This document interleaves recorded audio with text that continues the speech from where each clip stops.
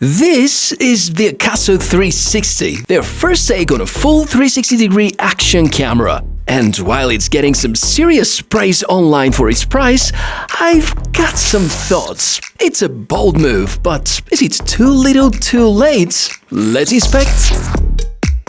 Hey, good to see you. I'm the TechMishka, and this is supposed to be the most exciting budget spherical camera on the market of the year, or the best budget-friendly Insta360 X-line alternative. This is called the Akaso 360, and before I dive into the blended footage, I want to set the expectations right. This is going to be a detailed review based on many hours of actually using this action camera, and you know how I proceed with things. I'm putting all these marketing claims aside and focus on what is meaningful, a lot of samples, and a lot of real-life experiences and use cases in order to find out whether the Akaso 360 is worth buying at all. Let's go.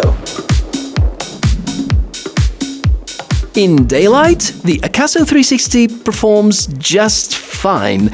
Not great, not GoPro MAX level, definitely not Insta360 X5 or X4 level either. Details are mushy when you zoom in, and dynamic range is just not right. But here's the good part, stabilization is decent. Also, Akaso gives you access to shutter speed, ISO, and even white balance adjustments. That's surprisingly pro for such a beginner-focused camera. So, while image quality isn't leading the pack, it's more flexible than what you would expect, and this gives me the hope for their next-generation models. But with this particular one, given the hardware used, I guess this is as good as it may ever be. Therefore, give up any hopes that firmware updates would change anything. Now, some low-light samples, and this is where the tears start rolling. The rather small sensors and the tight aperture absolutely choke in the dark. Expect heavy grain, loss of detail, and very entry-level action camera vibe. But credit where it's due, stabilization is applied in post, so even in rough lighting, your shots wouldn't shake like crazy, and there wouldn't be notable jittering of lights such as lamps, an effect that we very often notice with electronic image stabilization on other cameras, such as the Hero line. Still, compared to Insta360 or even older GoPros, it is not pretty. Compared to Akaso's older lineup though, a good improvement. Unboxing feels alright, plasticky, light and basic. You have two options, the regular package or the creator combo. Get the combo if you ask me. It includes the invisible selfie stick, which is a must-have for a 360-degree camera. The body is weatherproof, but I wouldn't trust it in rain or snow, and don't even think about snowboarding with it. Once the snow melts, it will easily make its way through the very basic rubber protection, which might result in irrecoverable tech issues.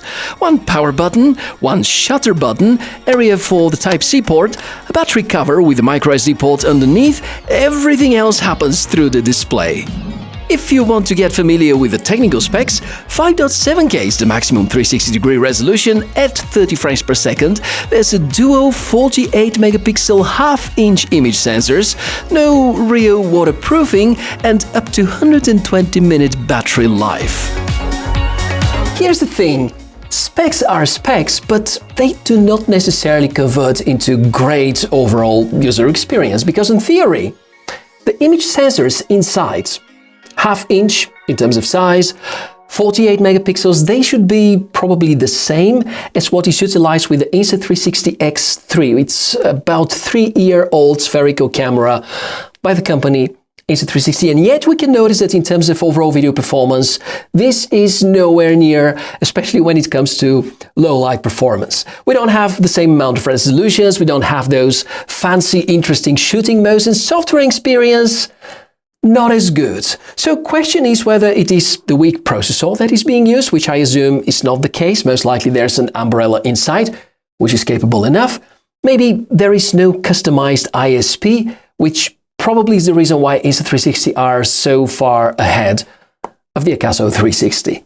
And the next topic I want to touch base on is about the battery life, because I'm sure you're gonna be curious about it too. I wanted to be more positive here, but let's say it's just okay for 360-degree camera standards. about matching the GoPro MAX achievements. But don't believe the 120-minute claim, that's possible only with the screen off and with lower resolutions. At full 5.7K 360-degree recordings, it drains rather quickly. Luckily, even the base bundle includes a second battery, so you are going to need it. Charging is slow though, so plan your shots accordingly. As for the display, it is honestly the part I liked the least. It's dim, it's laggy and hard to see in daylight, touch responsiveness is inconsistent, the menus are unclear, a far cry from the Insta360's polished user interface. There is no auto brightness and, as mentioned, outdoor use is basically guesswork. More menu options than past Akaso models, yes, but still feels unfinished. Control-wise, maybe alright, one button below the screen and it's easy to mispress. I've already had it starting recording inside my pocket and this drained most of the battery. Luckily, this exact feature could be disabled from the menus. Actually, if you wonder about the menus, they are very reminiscent of the older Insta360 UIs. Not awful, but not modern. If you're here in order to get some orientation, swipe down to show the quick toggles and get your way to the settings area, swipe right, which would let you go to the library, swipe left if you want to go for the picture controls, and a swipe up or a press of the resolution area opens the section where you can choose a smaller one or different frames per second setting.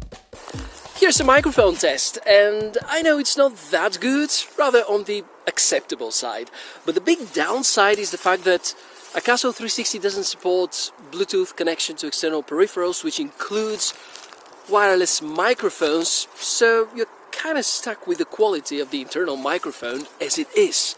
Of course, your next question would be how easy it is to export all the footage, and as a starter, let me complain that I couldn't find an option to record in single lens mode with in-camera stabilization, which means it's not going to act as a regular action camera, so it looks like everything must be parsed prior to watching. The smartphone app is called Akaso 360. It is surprisingly decent. Think of a diode version or a hybrid between Insta360 and GoPro's quick softwares. Easy exports, fast pairing, and even some editing options, plus possibility to update the firmware, and I've already had new versions twice. It's a beginner-friendly app, though missing some advanced tools, and I'm unable to share with you how powerful your smartphone should be in order to have adequate user experience. I guess the newer, the better. Desktop software? Check. Pretty much a clone of Insta360 Studio, and that's a good thing. I'm used to it, so getting around this one was quick. Some big features are missing though. Rotating clips isn't that easy. You're gonna need to export and rotate later, in post. Not optimal, but manageable. There are a good amount of settings present though, such as stabilization adjustments, media processing features, even a professional panel for color grading. And if you're using your smartphone's GPS while recording the videos, it can also add some detailed information about speed. But just imagine a downhill biker who has spent 5K on a good bike and recording with Akaso instead of a GoPro or a DJI setup. I guess getting the Akaso 360 for this particular purpose sounds very unlikely. So yeah, we're already moving within the drawbacks territory. We have to mention the pale screen, the grainy shots, the frozen touches sometimes, the poor microphone quality, the non-replaceable lenses, and whatever else you wanna add in the comment section below the video. In the end, if you don't mind me being brutally honest, I think this should not have happened now in 2025 because it doesn't stand a chance against the competition.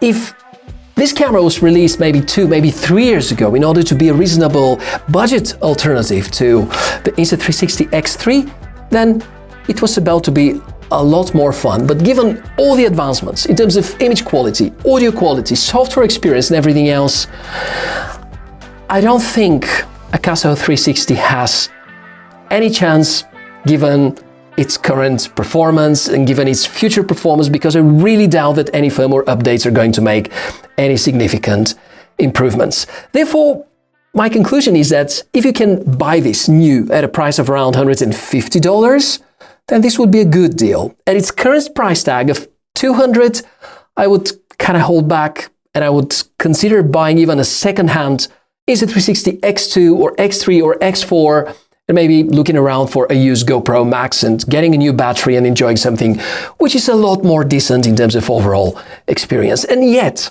despite those negatives, I feel that this is by far the best action camera that Akaso have released to date. Therefore, I remain optimistic about their future, and I'm really looking forward and hoping that they would give us some more interesting action camera products in the coming months. So this is my opinion about Akaso 360. Really curious to hear about yours, and any questions, remarks, own experience or criticism you're invited to share in the comment section down below. A like and subscribe are always helpful, and you can find some other ways in the video description area. I'm Michael, the TechMishka. Always a pleasure to see you around, so yeah, let's catch up in the next one. Bye.